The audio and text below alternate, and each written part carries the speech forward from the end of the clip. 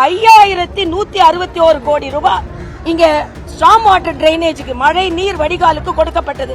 2161 ரூபாய் தான் செலவு பண்ணிருக்காங்க. மிச்ச செலவு பண்ணல. மழை நீர் கால்வாய்க்கு ஒதுக்கப்பட்ட நிதி ஒதுக்கி கொண்டார்கள் என்பதுதான் எனது கவலை. அதனால எவ்வளவு பேர் உயிரை காவு வாங்க போறீங்கன்னு எனக்கு தெரியல. கண்ணகி நகர்ல சகோதரி வரலட்சுமி இறந்தது காலையில இருந்தே எனக்கு மிகுந்த மன வருத்தத்தை தருது. காலையில அவங்க விடிகாலம் அவங்க கால் வச்சு இங்க கரண்ட் அவங்க வாங்கலன்னா எத்தனை பேர் இங்க அதே காலை வச்சு பல 100 பேர் இறந்துக்கிறதுக்கு வாய்ப்பு இருக்கு. அதனால தியாகம் செஞ்சு இந்த பகுதி மக்களை அவங்க காப்பாத்திருக்காங்க. விடிகாலம் அவங்க வந்ததுனால மற்ற பல பேர் பழிச்சாங்க. இல்லைன்னா எல்லாருமே காலை வச்சு அவங்க இறந்திருப்பாங்க. ஏற்கனவே தூய்மை பணியாளர்கள் பல போராட்டத்துல தான் அவங்க வாழ்க்கையை நடத்திட்டு வராங்க.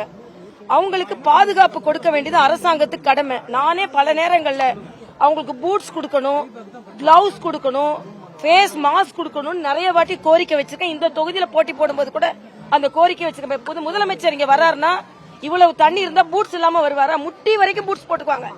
ஆனா அதே நேரத்துல இந்த தூய்மை பணியாளர்களுக்கு இன்னைக்கு நான் முதலமைச்சர்கிட்ட கேட்டுக்கிறேன், மாநகராட்சிகிட்டையும் கேட்டுக்கிறேன், தூய்மை பணியாளர்களுக்கு பூட்ஸ் கொடுங்க, முட்டி வரைக்கும் உள்ள பூட்ஸ் கொடுங்க, கையில கிளவுஸ் கொடுங்க, மாஸ்க் கொடுங்க.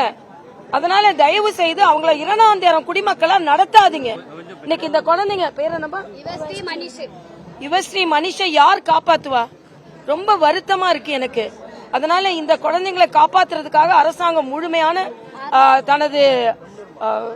தனது உதவியை செய்யணும். சும்மா வாய் வார்த்தையில இவ்வளவு லட்சம் கொடுத்துட்டேன், அதனால அந்த குழந்தைங்களை மிக மிக நல்ல படிக்கிற இடத்துல, உயர் படிக்கிற இடத்துல அவங்கள படிக்க வைக்கணும்ன்றது அரசாங்கத்தோட நான் கேட்டுக்கிறேன்.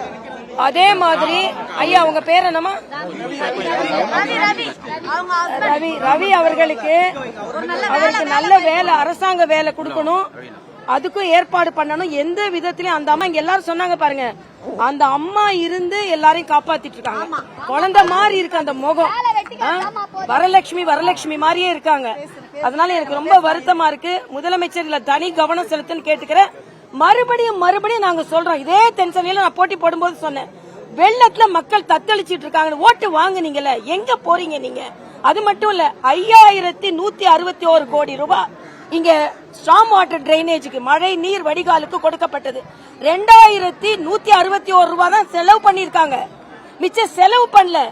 மழை நீர் கால்வாய்க்கு ஒதுக்கப்பட்ட நிதி ஒதுக்கி கொண்டார்கள் என்பதுதான் எனது கவலை.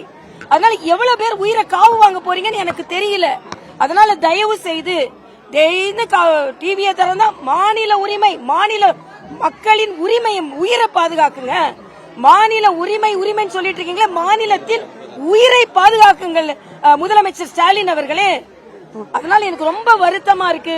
நான் ஏதோ இங்க சும்மா வரல, அவங்களோட ஒருத்தியா நான் இங்க பங்கெடுத்துக் கொள்ள வந்திருக்கேன். இந்த குழந்தைகளுக்கும் அவங்க வரலட்சுமியோட வீட்டுக்காரர் அவருக்கு ரவிக்கும் அரசாங்க வேலை கொடுக்கணும். இந்த 2 குழந்தைங்களையும் நல்ல பள்ளியில படிக்க வச்சு அவங்களுக்கு எல்லாத்துலயும் கல்லூரி வரைக்கும் அவங்க படிக்கிற வரைக்கும் செலவை எடுத்துக்கணும். முழுமையா அவங்களுக்கு பாதுகாப்பு கொடுக்கணும் நான் கேட்டுக்கிறேன். சும்மா எப்ப பார்த்தாலும் மாநிலத்தோட உயிரை பாதுகாங்க முதல்ல ஸ்டாலின் அவர்களே. அதனால எல்லாரும் இவங்களோட அழுகையை என்னால தாங்கவே முடியல. நான் இங்க வரும்போது தென் சென்னையில போன ஜூன் மாசம் இந்த இடம் எப்படி இருந்ததோ நான் கேக்குறேன். இங்க ஒயர் வெளியே தெரிஞ்சிருக்கு. இந்த அம்மா ஒருத்தவங்க சொன்னாங்க, தினம் கேக்குறேன்னா 300 ரூபாய் கொடுங்க, அதை சரி பண்ணி கொடுக்கறேன்னா என்ன அர்த்தம் நான் கேக்குறேன். அதுக்கு அரசாங்கம் எதுக்கு?